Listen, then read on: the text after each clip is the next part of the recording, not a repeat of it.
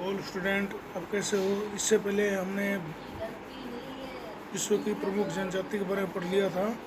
इसमें कौन कौन सा पढ़ लिया था? बुशमैन, एस्किमो जनजाति। सबसे पहले एस्किमो जनजाति के बारे में पढ़ लिया था। दूसरा बुशमैन जनजाति के बारे में पूरा पढ़ लिया था। जो इससे पहले जो वीडियो है उसको देखिएगा, उसको अध्ययन कीजिएगा। अधिकतर एग्जाम में पूछे जाने वाला प्रश्न है, जिससे कि कॉम्पिटिटिव एग्जाम में आने वाले प्रश्न इसमें से ही आते हैं, जनजातियों में से। अब हम पढ़ेंगे भील जनजाति। भील परिचय। भील, संथाल व गोंड जनजातियों के बाद भारत में तीसरा सबसे बड़ा जनजाति समूह है। क्योंकि भारत में सबसे बड़ा तीसरा जनजाति समूह कौन सा है? भील जनजाति। भील शब्द की उत्पत्ति किससे हुई है? भील शब्द की उत्पत्ति द्राविडियन भाषा के बिल्लू से हुई है, जिसका अर्थ है तीर अंदाज।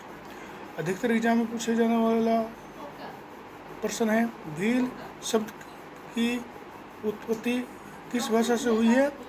इसका उत्तर होगा द्राविडियन भाषा से हुई है, जिसे क्या बोला जाता है? बिल्लू से हुई है, जिसका अर्थ क्या होता है? तीर अंदाज।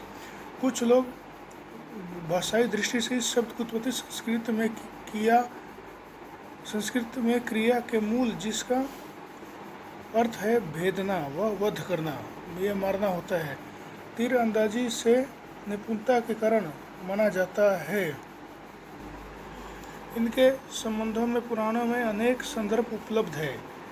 यानी क्या है? भील की उत्पत्ति महादेव के पुत्र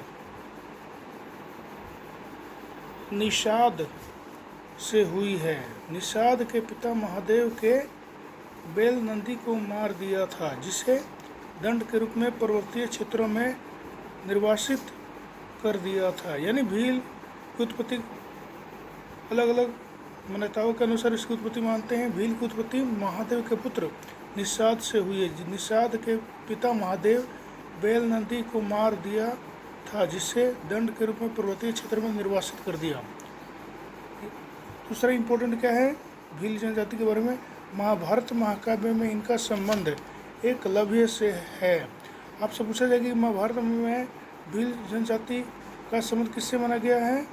एकलव्य से माना गया है। रामायण काल में श्री राम को सबरी ने सीता की खोज के दौरान दंडकारण्य वन में बेर खिलाते थे।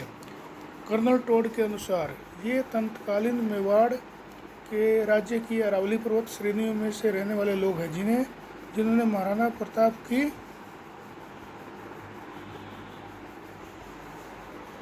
अकबर के विरुद्ध युद्ध में मदद की थी। धन्यवाद।